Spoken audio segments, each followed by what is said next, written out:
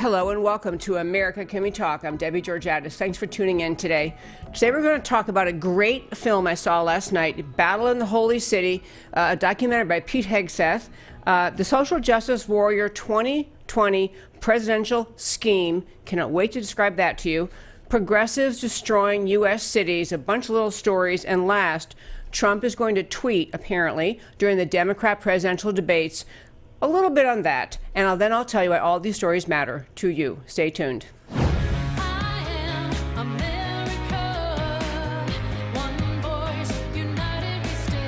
Debbie Georgatos, host of America Can We Talk, is an author, attorney, and political analyst whose mission is to inspire the American political conversation about preserving liberty in the best country on earth. And hello and welcome again to America Can We Talk? I'm Debbie Georgatos, and welcome to today's First Five. So last night I had the great privilege of attending a screening of a documentary made by Pete Hegseth. He is the author of, I think it's called In the Arena. He wrote that book. He's a Fox guy. But the documentary he made is called Battle in the Holy City, and it's about Israel, and in particular about Jerusalem. I want to play a quick clip, which I sent to my wonderful producer, Matt, and then tell you a little bit why it was such a special documentary. For thousands of years, this holy city has been sacred ground. Religious shrines on top of religious shrines. Faiths battling faith. Now Pete Hegseth takes cameras inside the holiest sites. You could cut the tension in that crowd with a knife. With exclusive interviews and access to places never seen before. That's the Western Wall Prayer Plaza outside. Okay, I'll tell you, first of all, that I am extremely fond of Israel. I've had the great blessing of having traveled there a couple of times. One time with an extensive tour, actually both times with quite an extensive tour. And Israel has just a great place in my heart, and I love the various ways in which Christian America connects with Israel, and for a variety of reasons. But why I want to talk today in the First Five about Pete Hegseth's documentary is that it really made some profound points about the importance of America and the Christian world defending Israel, and in particular defending Jerusalem. Pete Hegseth went over there. As you know, he's obviously a Fox person, got a lot of access. He includes in his documentary an interview with the Benjamin Netanyahu. He also interviewed numerous archaeologists who are in the middle of doing these digs all over Israel. And we noticed that both times that we were there. My husband actually has a business partner who's in Israel, so he travels there a lot, has been there many times, and has just a lot of familiarity with Israel. But every place you go, you notice there are archaeological digs going on in Israel. So he had archaeologists in the video. He also had conversations with, one was kind of a secular Palestinian guy who was more or less just kind of commenting about the secular nature of some of the battles there. But probably the most telling and insightful things that came out of this documentary last night were the interviews he had, which are kind of spaced throughout this documentary. Interviews he had with two Muslim leaders in Jerusalem. One was whatever the highest level person, and I couldn't take notes. There was no handout, so I'm just, from memory speaking of these people. But one gentleman and one Muslim there in the film was a very high level imam or something in Jerusalem, and the other one was also a very prominent leader in the Muslim community in Jerusalem. Some of the things that he got them to say, just asking questions, going back and forth, they really were eye-opening about the importance of both preserving Israel, second, about the importance of what Donald Trump did when he agreed to finally, after numerous presidents promised to and didn't, moved the American embassy to Jerusalem at the request of the country of Israel, because that's the capital Israel claims, Jerusalem. But I want to just share some of the things that came out in this documentary. You'll be able to see it, by the way. It's going to be on Fox Nation, which you can subscribe to. I think it's free. You can go to Fox Nation, and I'm not getting paid to say this. I have no affiliation with them. But at Fox Nation, you can go get maybe a 30-day or 2-week free trial, something like that, and you'll be able to see it there. But a few of the things that were just really eye-opening about the battle really America faces and the Judeo-Christian world faces dealing with the aggression of Islam. One was among the most holy sites in all of Jerusalem. Everyone knows the Wailing Wall, and that's where, many Jews go every day to pray. It's where virtually every tourist who ever goes to Israel goes to the Wailing Wall. The Wailing Wall is actually a portion of the wall that was originally around. Just a portion is currently viewable on the surface on the ground. But the Wailing Wall is the closest that the Jewish people of Israel can get to the holiest site in Israel, in all of Judaism, which is beneath the Temple Mount, beneath the Islamic mosque, on top of this, on top of what the Jews refer to as the Holy of Holies. It is the most sacred, sacred building, I don't know if it's called a synagogue, but sacred place for all of Judaism, Holy of the Holies. And it is a temple built thousands of years ago, and all the endless, and the documentary goes through all the history, the ancient history, and who came in and how 3,000 plus years ago the Jewish people were in what we now call Israel. The excavation over and over and over of artifacts showing that. But over the course of the millennia, really centuries and thousands of years, many invading armies come in. These people overthrow, goes on and on and on. But when the Islamic conquest happened, they built the Dome of the Rock over the Holy of the Holies temple, and so the Jews cannot get. There's no physical access for them to get to their most holy site of all of where they'd like to go, the Holy of the Holies temple. So one thing that Hegseth brought out in this documentary is that in the last 10 years or so, there's started to be a myth perpetrated by the anti-Semites, perpetrated by the people who want to give Islam the control over all of Israel, which is what they want. Islam wants to control over not just all Jerusalem, but all of Israel. They want to claim it's their land. The Jews have no claim to it, according to the Muslims, no right to be there, blah, blah. So one thing that has started among, the elitists, the propagandists, among the anti-Semites in the Muslim world is to claim that this Holy of Holy temples beneath the Temple Mount does not exist.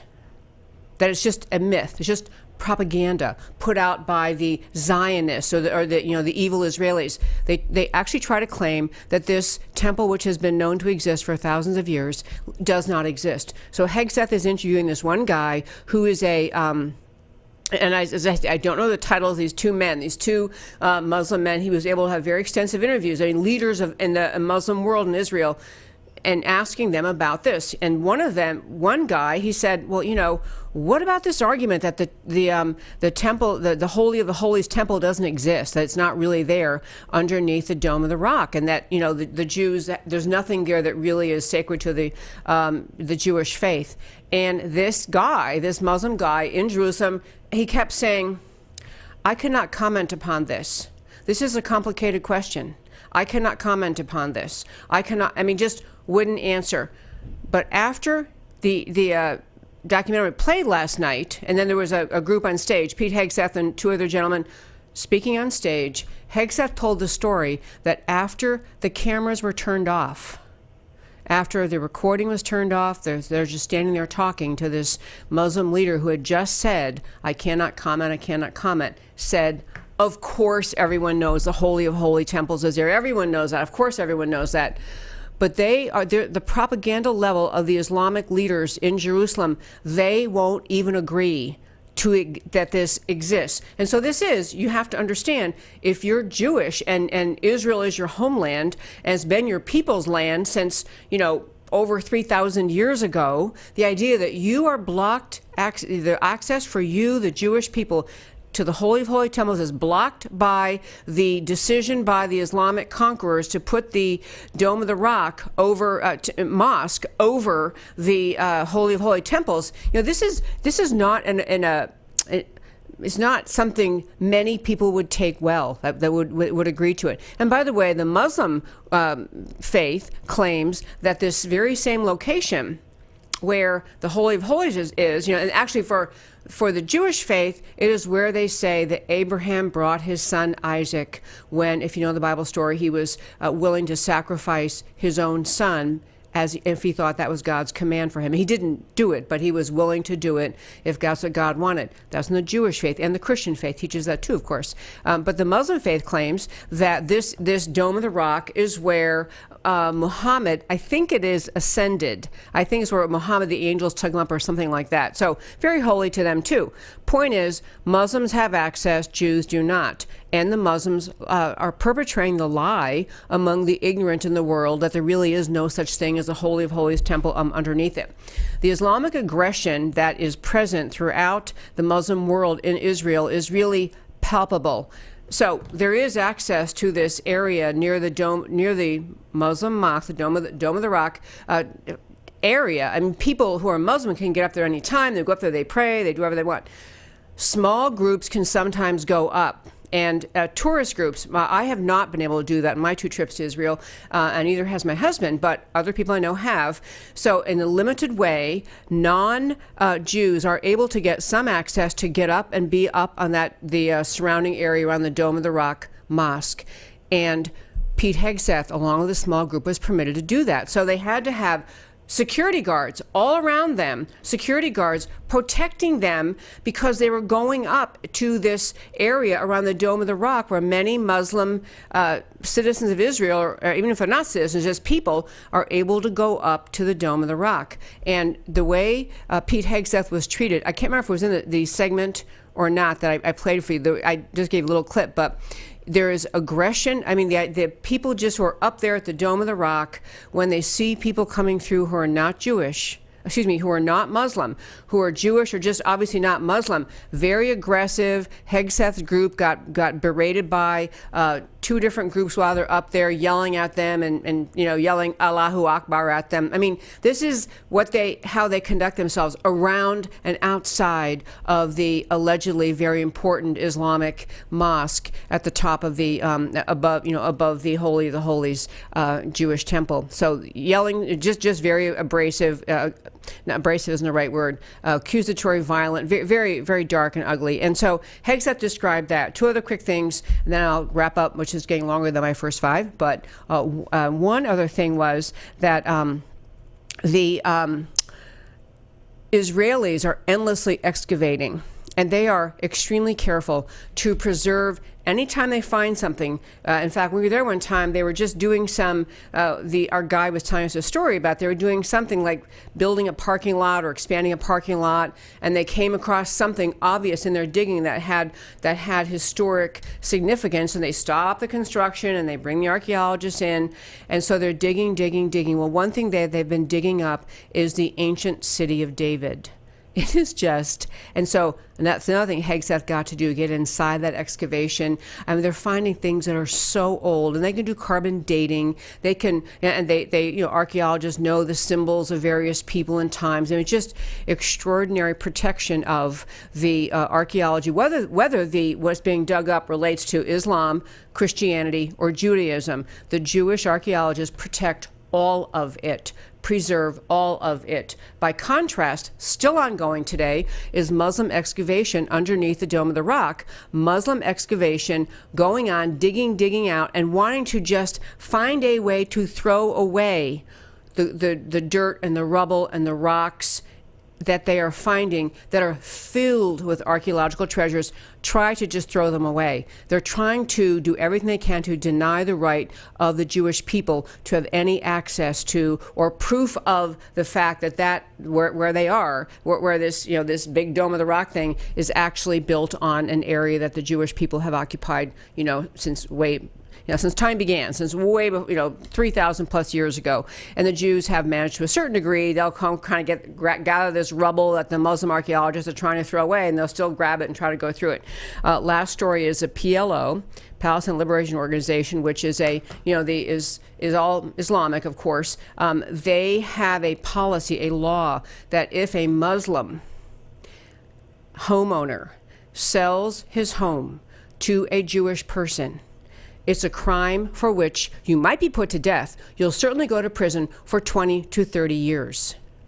So you know, when you listen to the way the Jews tried in Israel tried to treat the Palestinians, Jewish people, to be really clear, in Israel, the country of Israel has a Knesset, a Congress. They have Jews in the Congress, of course, and the majority in their Knesset. They have Christians and they have Muslims. Muslims have the right to vote in Israel. Israel's a country very much like Western civilization, America, where they accord rights to everyone, and they are surrounded by and living and having in their midst an element, the Islamic element within Israel that is just completely intolerant of the idea that Israel even has its own state, that Israel exists, that Jewish people are allowed to be there. These comments he got, these two different, Hegseth got these two people to make, whom he interviewed, the two different Muslim leaders within Israel, were truly eye-opening. And so it was a very extraordinary, special evening, way past my first five, but that's my first five for today.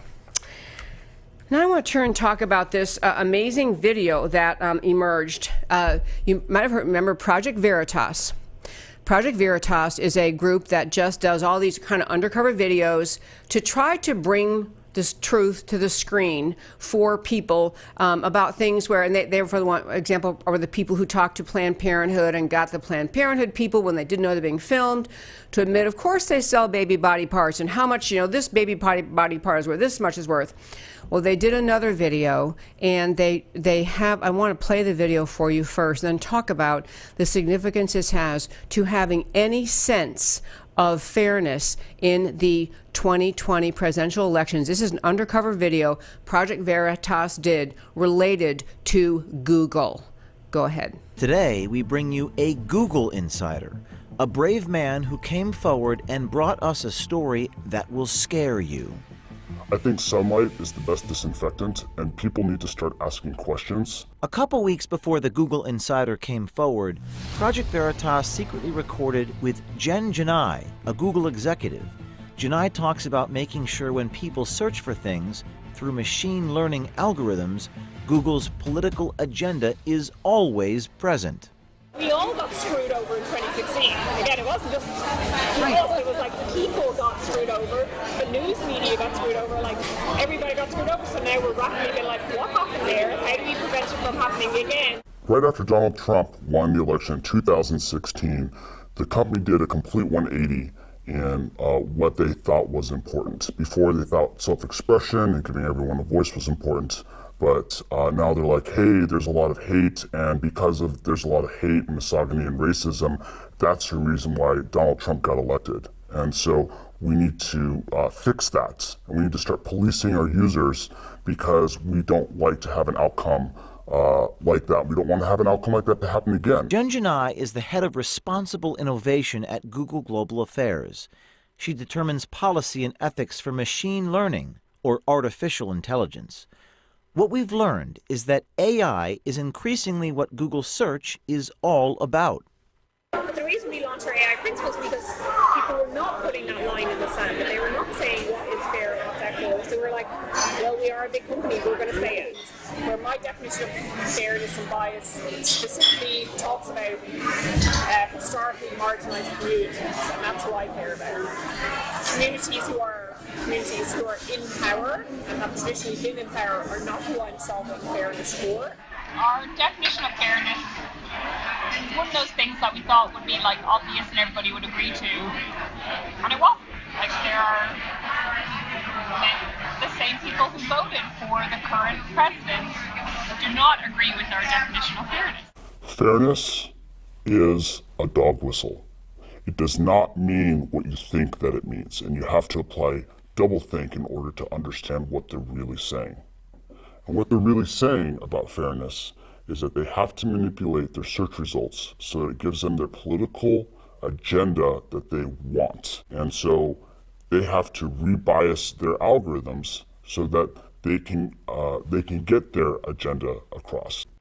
Project Veritas also received a trove of confidential documents from within Google. This document is about algorithmic unfairness. It reads, quote, for example, imagine that a Google image query for CEOs shows predominantly men. Even if it were a factually accurate representation of the world, it would be algorithmic unfairness, unquote. Gaurav Gite, a Google software engineer, independently verified the thesis of this document.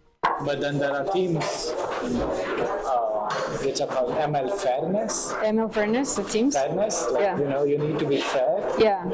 So they're trying to modify the model such that even if the data for female CEOs is it's low. No, yeah, it's low. It kind of balances out. It still balances out. Okay. Why I wanted to play that for you is this. And, you know, if I had to have a theme, this is usually Monday, I say it's Deep Dive Monday. I want to get at the theme, if there had to be one today, and there doesn't have to be, but I like the theme of being really alert to when you're being manipulated, when you're being lied to, and to also, the other thing I would say is social justice warriors, like those two people you were just seeing from Google, what they're really about is imposing their sense of fairness on everybody else.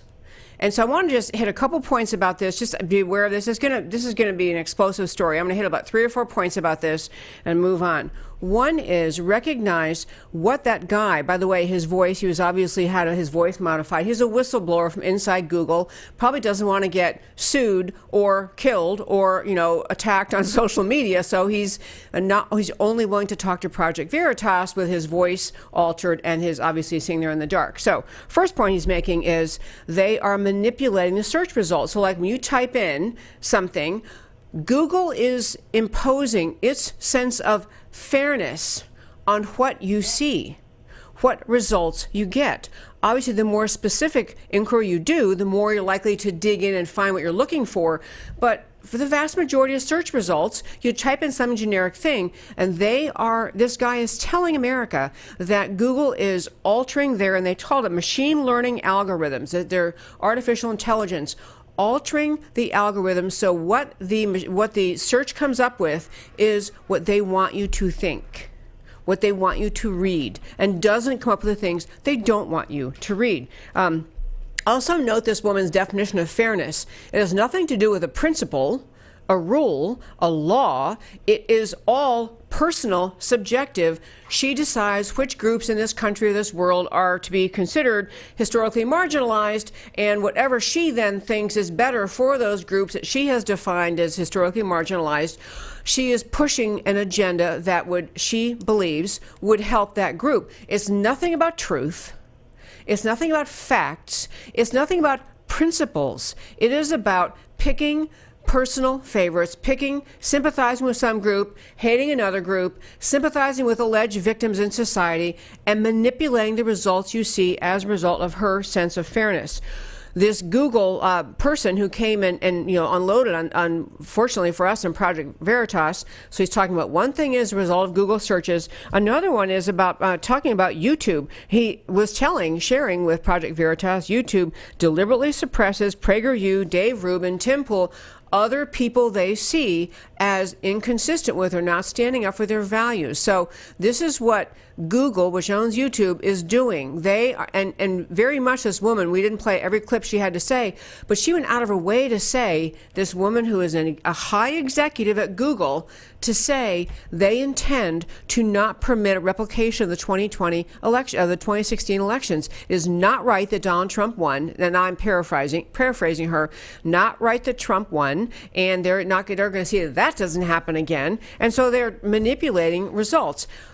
Our good friends at Center for Security Policy, we've had many guests on from that group, talked about this idea that Google should be considered to be engaged in political warfare. Now, there are arguments. In fact, one last point this gal from Google said is she really dislikes Senator Warren's idea, and other Democrats have been saying we have to break up big tech, break up big tech, and because they're just too powerful. And she's saying, this young lady is saying, well, Senator Warren, she's great and I love her, but she's wrong about that, because these smaller companies, if they break up Google and all those other companies, those small companies won't have the power that Google has to manipulate American thought. So she's against being broken up because she wants Google to manipulate America's thought. She thinks it's her job. She thinks it's her job as a social justice warrior to decide what you get to think about. So support, I would say, very much support the breakup of social media. Next story I want to turn to, and again, this is what leftism does to the world. I'm going to end up talking about the presidential debates. They start this week. There are 2 nights in a row, presidential debates for the Democrat presidential candidates. This Wednesday 26th, Thursday 27th, and they had to break them up. In fact, I think there were 24 candidates. Only 20 made the cut. So you have 10 Wednesday night, 10 Thursday night. We're going to hit that in a moment. But I just want to have you thinking before we start to listen to these candidates, watch the debates, assess their proposals. I want to just talk about a few examples of what leftism does in this country. What actual consequence flows from all the arguments of leftism, all of their claim that they care the most, they are going to have, they are the one for the little guy, they're the one for the marginalized communities, they're the ones that stand up for, all these alleged oppressed people. They are a victim outrage manufacturing facility, the Democrat Party is. They're just endlessly finding new victims, new reasons for outrage, new reasons to keep ignorant people outraged, and constantly creating the depiction or telling you the story that America's full of victims and who are just being oppressed, or some other group of Americans. But don't worry, say the Democrats, vote for us, pick us, and we will just vastly grow government and control everything and make it fair. So let's see what they've done so far. I'm going to turn first. This is an amazing story. I hadn't heard this story until this morning. It's an email I got. But in the city of Seattle, there are new ordinances in place that relate to to tenants, people who own property that they rent out. So these tenants in Seattle are trying to, they actually took the city of Seattle to court because these new ordinances say to people who rent out rooms or rent out apartments that they are, some things they can never ask about. So they're not allowed to ask, for example, have you ever been convicted of a felony? Have you ever spent time in prison? You can't ask those things anymore in Seattle. It's all part of this criminal justice reform effort, which has some good elements to it, and this, I would say, is a not good element, because if you own a piece of property, say you own an apartment building, this is your investment, how you make your living, and you have 4 units, and you have 3 happy units with little families or couples or single people renting those units, and a unit available, and you have someone to come to fill out an application, and you're not allowed to ask them questions that may cause you to decide whether they would be a good tenant. For example, have you ever served time in prison? Well, your other tenants are not going to be happy if, because you couldn't ask that question, you didn't know the answer, so you, for example, rent out that apartment to somebody who has a violent criminal record and has spent time numerous times in prison. If you're the family next door, you're the family with mom, dad, 2 kids, or the single woman upstairs, you'd be saying, landlord, are you kidding me? You rented the other apartment in our building to a criminal, to someone who has committed multiple violent crimes and been in prison, and you rented the apartment to him? But Seattle says to the landlords, you can't ask.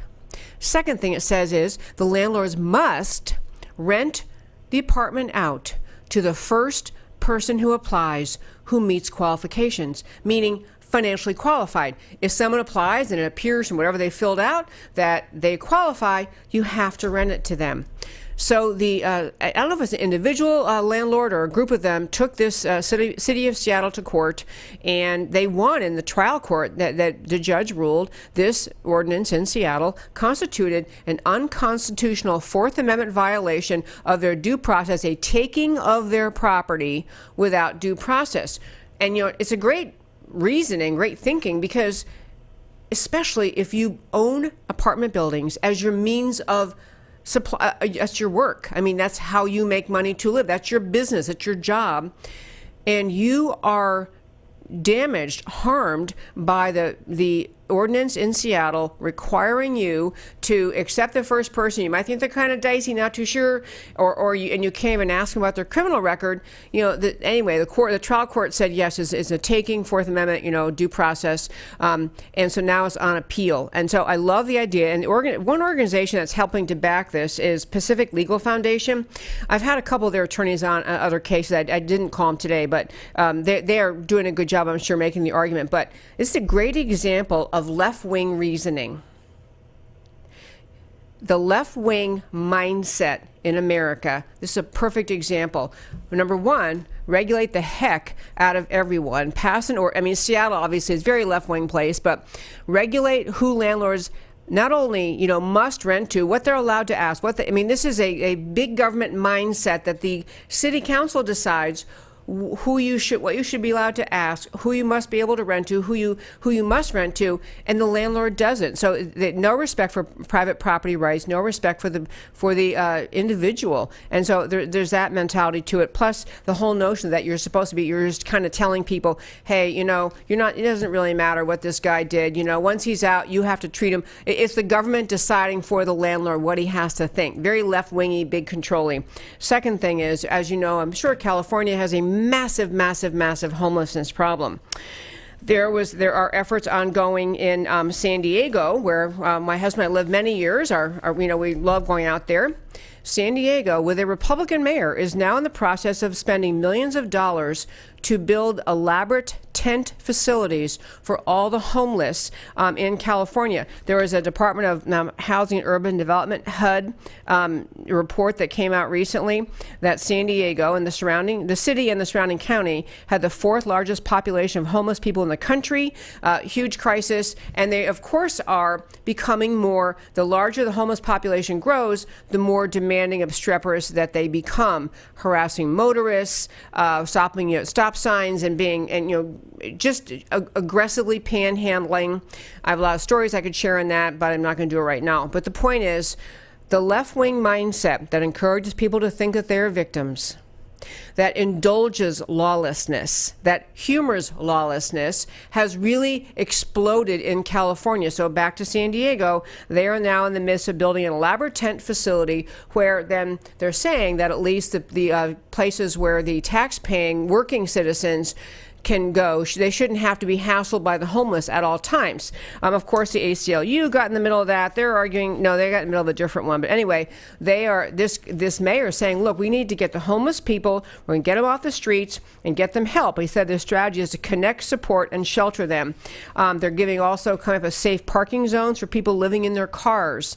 So I guess it's helping the residents of California and in terms of not being aggressively confronted by homeless people, but it's not really solving the problem. They do talk about trying to get people counseling for drug and other addictions and all of that. But anyway, so that's going in California. But there was a bigger point about that I wanted to hit about just the outcome of lawlessness in California and the outcome of this left-wing mindset. Government solves everything. Everything should be free. Never, rules and laws are kind of not. They're kind of annoying and not necessary. There have been communities fighting back against this rampant increase in lawlessness in California.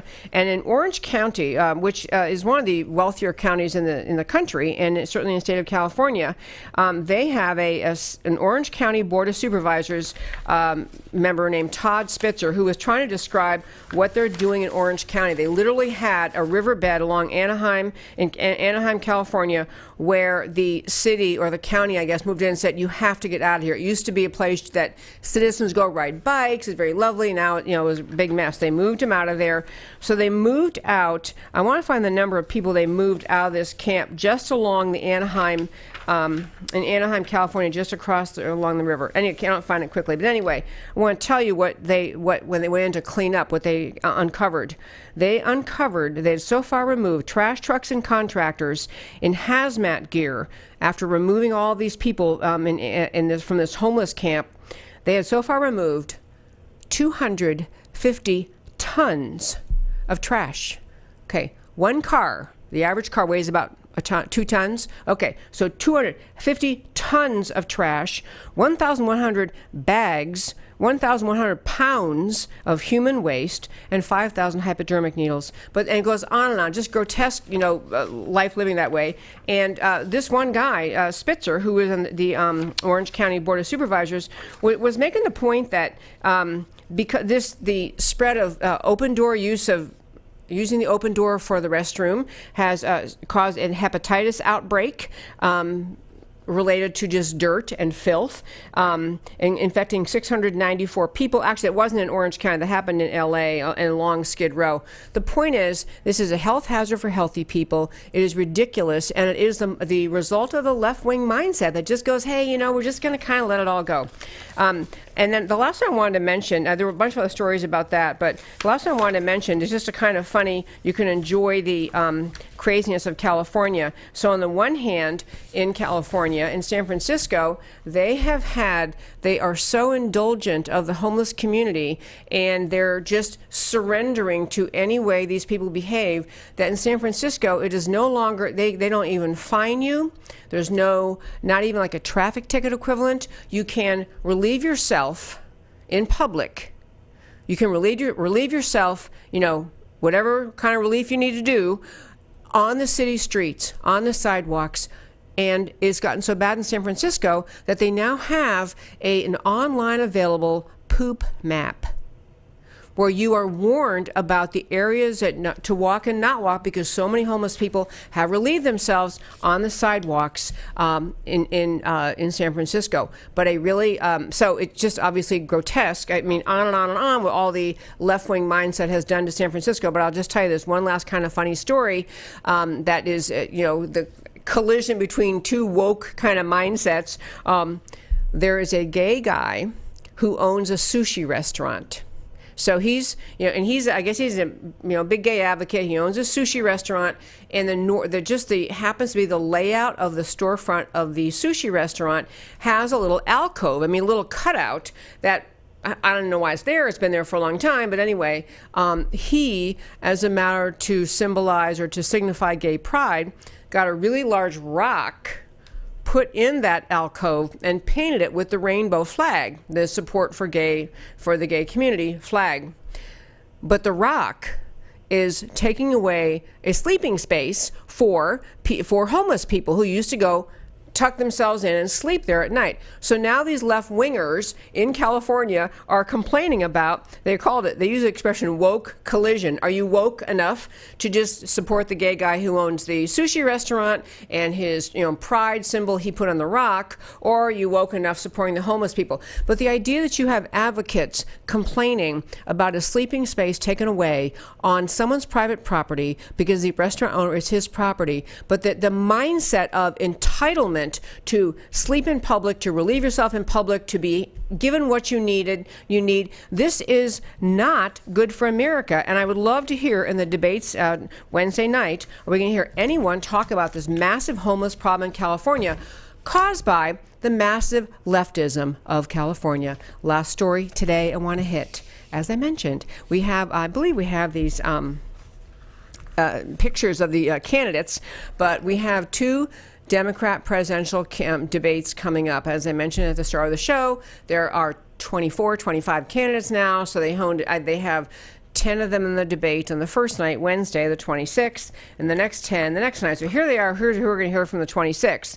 Cory Booker, you probably know these people, Julian Castro, Bill de Blasio, John Delaney, Tulsi Gabbard, Jay Inslee, no one's ever heard of him, Amy Klobuchar, Beto O'Rourke, Tim Ryan, and Elizabeth Warren. So that is tomorrow night. And I've been reading a little bit about what they've been doing. And I think because these people, the economy's so good. The American industry has come back. Unemployment is low. The economy is great. I am so interested in what these people will argue. Now, they're probably going to be asked softball questions where they can just spend the whole time trashing President Trump, and they probably will. But the idea of, I want to encourage you to ask yourself, as you listen to them, what are they offering? What specifically are they saying they will do to help America improve over its present situation? Economy is strong, stock market is strong, unemployment is low, even for groups that traditionally have a harder time finding jobs.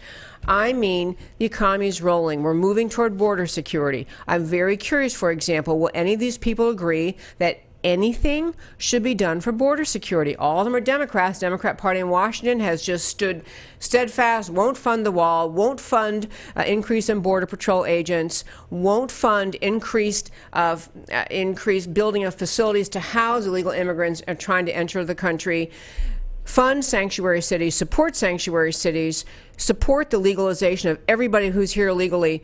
I don't know if there's any question any of them will ever get, but I wish they would be asked, what specifically are you going to do about the border? What would you do about the caravans? Will you just welcome them all in? Do you just send a worldwide invitation? What is it you'll do? Because I think the answer is they cannot stand up against the border problems. They just can't stand it. So we had the first group there, and I'm going to talk about each of them a little bit more on the day they're on. But Thursday, the other group, Thursday, the 27th, we have Michael Bennett, Joe Biden. I can't wait to talk about him some more. Pete Buttigieg, Kirsten Gillibrand, Kamala Harris, John Hickenlooper, Bernie Sanders, Eric Swalwell. He's worthy of a show all by himself. He's full of a lot of crazy stuff. Marianne Williamson, really shocked she made it. I'll tell you about her. And Andrew Yang. So these are really, these are very early, and obviously a lot of people are hoping their guy does well, and then somebody else doesn't. But this is a great chance not just to assess each candidate, but to ask yourself, what specifically are they offering that will make America better than it is? And I'll tell you one last funny thing. Apparently there's an internal struggle inside the White House. Some supporters or some, Trump people think that he should just be quiet during these presidential debates and let these candidates, because they have to criticize each other. They have to say, well, my idea is better than hers or his. They've got to do that. But the debate is whether President Trump should tweet during the presidential debates. He kind of hinted he was going to, the Democrat presidential debates, he hinted he was going to. I'm sorry, it makes me laugh even thinking about it, because he'll be pretty funny. And so, this is kind of his style. He's not usually one to back off and say, well, I'll just let them be. But some people are telling him don't do it. And other people are saying, hey, it's who he is. Of course he's going to do it. But it's very interesting to watch what he has to say during these presidential debates. And now, my friends, this show races by, as it always does. I will turn now to the end and to our Why It Matters to You. This story of Pete Hegseth's documentary, Battle in the Holy City, it matters to you. What you are watching. Oh, by the way, his great point Hegseth made talking to the crowd was this. One of the commentators said, why did you make this documentary? Of all the topics you could have chosen. He said, because this is ground zero. Jerusalem. It is the source of the Jewish faith. It's the source of the Christian faith. It's the source of the Muslim faith. It's ground zero in the battle for Judeo-Christian countries to stand up against Islamic aggression, to stand up against, and when you hear the things these leaders who knew they were talking to a Fox person giving interviews, essentially saying, yeah, we want complete Muslim control, and it was just flat out lies. Things they were saying to him, they were laughable lies. But the point is, Pete Hegseth said he did this documentary because this is the place, ground zero, the battle between Western civilization, Judeo-Christian ideas, and what Eastern civilization, if you want to call it that, or Islamic-based society brings to the world. So, in my view, this is a 21st century call. Compare Islamic worldview with Judeo-Christian Western civilization. It's conquest by Islam versus coexistence, which is practiced by the Jews, the Christians around the world. It's tolerance practiced by the Jews and the Christians, intolerance by Islam, moral versus immoral, good versus evil. America is a tolerant nation. We are rooted in Judeo-Christian values, but we have to learn from Europe, from Israel, from the history of the world. Defending the culture of liberty in America and in the world requires courage, standing up, speaking up. And that was one thing Hegseth said, is it was vital and essential and brilliant that Trump went ahead and moved the American embassy back to Jerusalem. The idea that saying, yeah, we're going to stand up. This is the Jewish people's right in their country of Israel to name their capital, and Trump was absolutely right to move even over the objections of a variety of people, to move America's embassy to Jerusalem. Okay, Project Veritas and Google, Why It Matters to You. Google's bias is basically anti-conservative, anti-Christian, and anti-American. Victim status as decided by them, Trump's principles, values, and truth. A senior Google personnel person openly determined to not let Trump win again. So recognize your search results are manipulated. Demand government action to stop Google's thought manipulation. Break up big tech. I support that. And last, go to my website, americacanwetalk.org. Often, A lot of truth about America right there at americacanwetalk.org. Next one, the moral vacuousness of victim politics, why it matters. All these left-wing cities in California, and I could have done other, and in Seattle, their left-wing cities, victim politics have brought chaos. In Seattle, landlords have to take the first applicant who can pay, no questions asked, no concern for property ownership rights or property values. San Francisco, poop maps available from the city, and homeless protection versus a restaurant's right to cleanliness. What if this guy owning that restaurant does not really want to have a homeless person sleeping outside of his restaurant, scaring off customers? And San Diego, tent cities for the homeless and secular rehab. We didn't even get off on that. They have this rehab thing that probably is not going to help that much, but tent cities for the homeless and secular rehab, and then what? The American ethos. America is based on individual freedom and responsibility under God. Leftism rejects that ethos and assumes that millions are mere victims. The Democrat presidential debates and why they matter to you. These are Wednesday and Thursday night. Ask yourself, will any of those candidates agree that Trump's tax policies have improved the employment numbers? If not, what explains the jobs numbers? What explains it? I hope they will make them say, why is our economy so good if you claim his tax policies are so bad? Klobuchar has already said day one and Biden going to start working and getting rid of all the Trump tax cuts. Number two, what will any of them do to secure the border? Or are they admitting they don't want to do that? If they have no plan, they're telling you they don't want to do that. Will any of them fight voter fraud? Will any of them even think it's a problem we have voter fraud? And last, do they support or oppose the Green New Deal? If they support it, how in heaven's name will we pay for it? And if they want to have the Green New Deal, we better start to picture America as Venezuela. And that, my friends, is my show for today. America, Can We Talk? If you enjoy listening, please email me if you have questions or comments. You can email americacanwetalk@gmail.com. Love your comments on Facebook.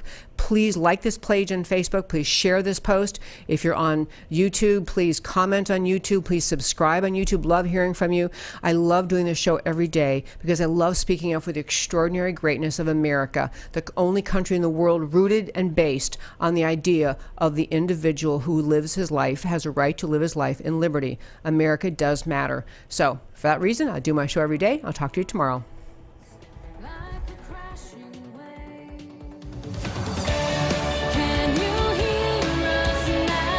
America, Can We Talk? Truth about America.